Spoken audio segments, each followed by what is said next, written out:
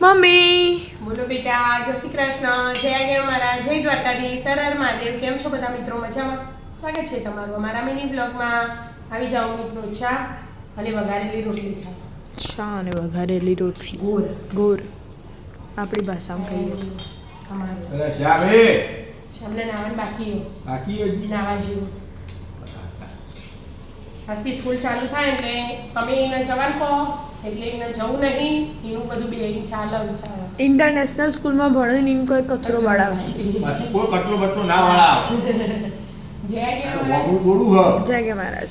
અને ગોમ સરકારી સ્કૂલ હોય તો બરાબર તો ભાઈ મારું જ હોય તો મફતમાં ભણતો હોય એટલે સ્કૂલ સાફ કરવી પડે.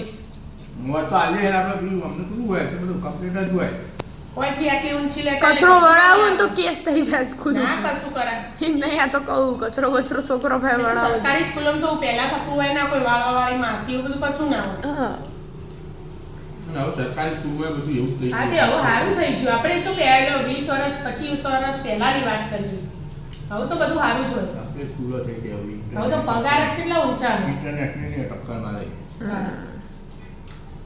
સરકારી અને સરકારી ભણેલો એ વ્યવસ્થિત હોય અને પ્રાઇવેટમાં તો કોઈ ભણ્યા ના હોય તો એ પોકી જોઈએ, 2 કોલેજો કરી હોય તો એ નોકરી કરવા બધો હરખો ના હોય એવું. બધો અલગ અલગ ચાલતું ભણવાનું અત્યારે બહુ હોય એનું. હા જ કદી તમારું કરવાનું હોય. 3જું વર્ષ પતાવીને BCA નું વિચારી કઈ વિચારશો પછી? વિચારી લેવાના. હવે 6 મહિના તો રહ્યા હોય. એ જ ને, હજી 6 મહિના હોય. હા તું વિચારું, હું આમ વિચારું 6 મહિના પછી વિચાર્યું. તડકો આવી ગયો હા. તડકો કેવું આવ્યો, ધુમ્મસ જોયું.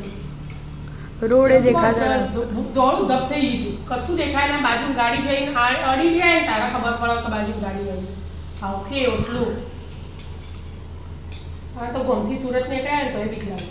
ના ચલાવીએ કોઈ ના ચલાવીએ કો 2 કલાક લેટ નીકળવું પડે પણ ના નીકળી જવું ઉતાવળ કરે.